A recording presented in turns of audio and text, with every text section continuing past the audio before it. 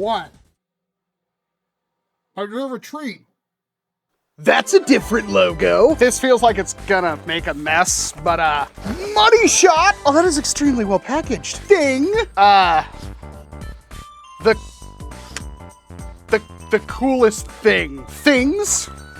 It's so beautiful. Ooh, nice and chunky thing.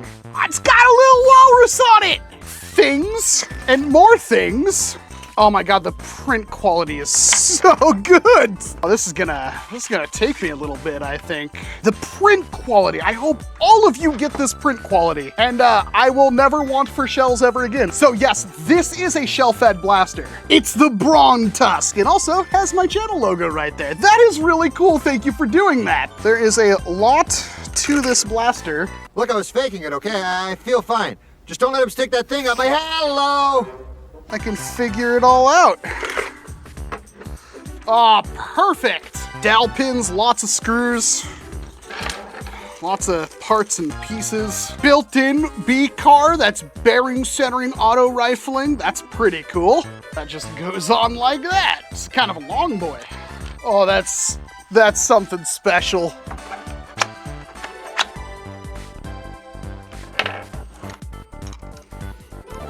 Cool, that locked into place. That is hopefully on there. That was not a pleasant experience for me.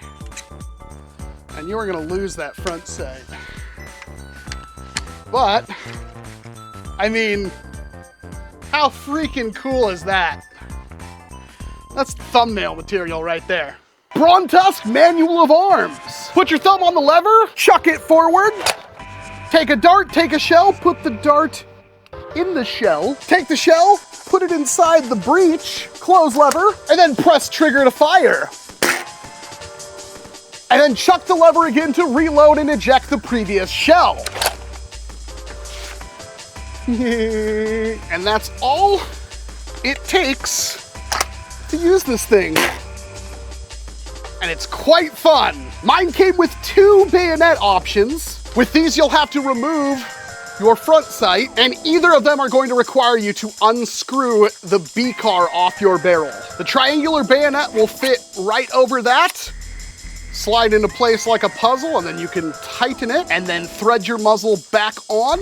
And now you have a gun lance. Obviously not the safest thing in the world, that is very rigid, but you know, it would break off if you actually try to use it for anything. It is useful for cosplay and or YouTube thumbnails though. And yeah, I guess technically, you don't have to remove the muzzle for this one, but you do for this one. To be honest, I'm not quite sure how you're supposed to put this one on, but if you pull this off, put that on like so, put this on the threaded piece, and then kind of back this down like so, you can still thread this in properly without it interfering with the blade. And then push that forward, and then we can slide it forward, slide it back, press the button, lock that into place, and then we can replace our front sight, and there you go. You got the sword bayonet on there, which has a matching serial number to the blaster itself, which is just excessive. And same idea, this is multiple 3D printed parts glued together. It's meant for decoration. It is not meant to actually be used. If you actually did try to hit something with this, or if you hit it accidentally, it would probably break. That is super sick. It's okay to feel like that's the coolest accessory you've ever gotten with a Nerf blaster, because it is. This blaster was sent to me by PhantomToys.com, so if you want to pick one up, there will be a link down in the description below. And if it looks familiar, that's because it is based off of the MHP Arms Renfield Mark III. The files for this were never finished by Mr. Heathpants himself. However, Adiya did take those files and produce this finished result from it and a couple of other models as well as being responsible for this customized model here for me. As you can see, no Picatinny rails on the classic full-size model here because that's exactly what I wanted. Instead, we've got this adjustable spring-loaded ladder sight here, which is fantastic. It's got your range markings right here, and it is adjustable and locks into place. However, if you want to be boring, there is an optional Picatinny rail that you could replace the sight with, which would be blasphemous, but you can do it. Speaking of which, the shell caddy is also optional, but I mean, I like having ammo stored on my blaster. It makes it a complete package in my mind. And just like other Renfield Mark III blasters, you can do a quick spring swap if you want. Open that up right there, it latches down here. Unscrew this to get to your spring, and there is a thing up here to do whatever you want in there. I use it to hold my tactical M&Ms. And there is the cleaning rod piece, which unfortunately I just broke earlier because it's just super glued on there and it's mostly just cosmetic. You can actually use the full-length thing to ramrod a dart down the barrel if you want to go that route. The whole point of this is to use shells. And because I'm sure people have already asked because they didn't get this far in the video, yes, there is a shell delete file for this thing that you can get. Adiya literally sent me the file last night, but you just remove the extractor, you put the shell delete in, and then you can just load foam darts into the back of it without the use of the fly point shells. And yes, this is geared for fly point shells. So all of the MHP, G-Dot blasters, the Kirin, stuff like that. There are 3D printed sling swivels right here. Velocity-wise with Dart Zone Bamboo X2 darts, I was getting around 215 feet per second velocities consistently. It'll drop down to about 195, 200 with Adventure Force Pro darts, and to about 175, 180s with heavier Saber T darts. And its functional outside range is actually pretty considerable, easily crossing over 100 feet flat, and with an angle far further. The ladder sight actually works considerably well for accuracy. I did all of these shots with the built-in sights. I've never actually put an optic on this blaster, and it is very, very accurate. The trigger is incredibly nice and smooth, which does help with that accuracy. Although the downside is every single time you reload the thing, you are removing your sights off the target, so you have to get readjusted with every shot.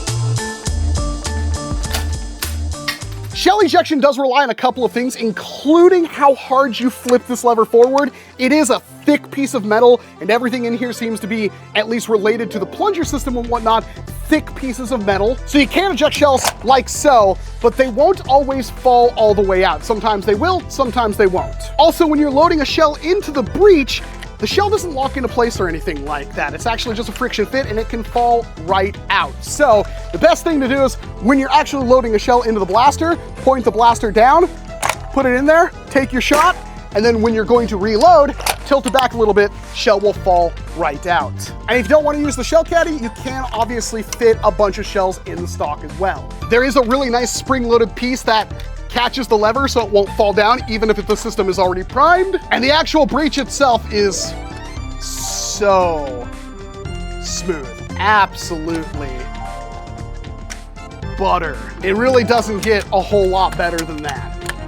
It has been fired hundreds of times by multiple people, and I have yet to have a single issue with it. The only potential problem I see is if you don't have the shell all the way loaded into the breech and you do kind of crank it backwards, you could probably break the lifter, the shell, or something related to that. So again, very important that you point this thing down whenever you're loading a shell and closing the breech. And after playing with this thing for a couple of weeks, I'm in love. I hate to be that guy because again, I am very much biased towards single shot blasters. There's really not a whole lot that can go wrong, and there are simpler ones than this, and I kind of have a single shot breech loader for pretty much every single action there is right now. But really, I have not had as much fun with foam darts as I have with this thing. It is very much for a very specific person. It is cool that there's a shell delete, but the entire purpose of this blaster is the shell ejection. It is meant to be an analog for the original Martini Henry, but chambered for foam flinging. For a 3D printed and hand-built blaster, I feel like the price is very reasonable. And unlike a lot of other wall hanger type blasters, it is competitive to use this thing within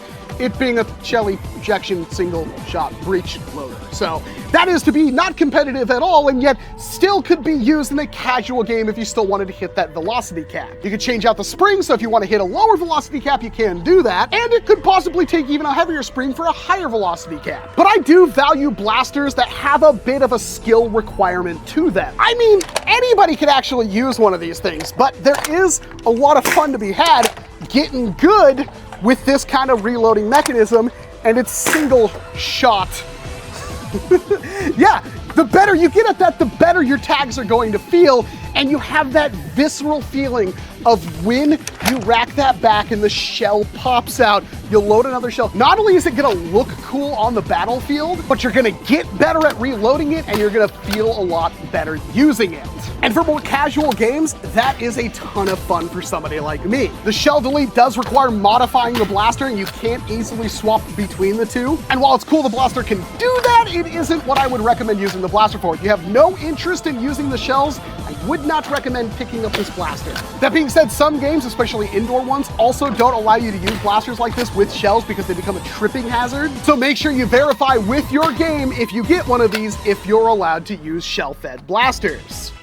But the Brontusk is just incredibly fun. Every shot with it feels fantastic. It's accurate, it's powerful, it's an absolute joy to use. And if this blaster looked fun to you at all, you're gonna have a ton of fun with it. I don't really have any criticisms besides maybe this could have a spring in it so it doesn't flap closed like that. It could stay up and make it easier to actually access that back compartment. But the internals are all fortified with metal, and at least the one I got is immaculate when it comes to print quality. Probably the highest quality printing I have ever gotten from any store thus far, which I hope everybody out there that actually gets one of these things gets the same print quality. Even ergonomically for my small hands, this is more than comfortable enough. This is not a typical lever action, so it does take a little bit of time to get used to it, but the actual manual of arms is that. That's how you're supposed to run this thing, so you better get to practicing.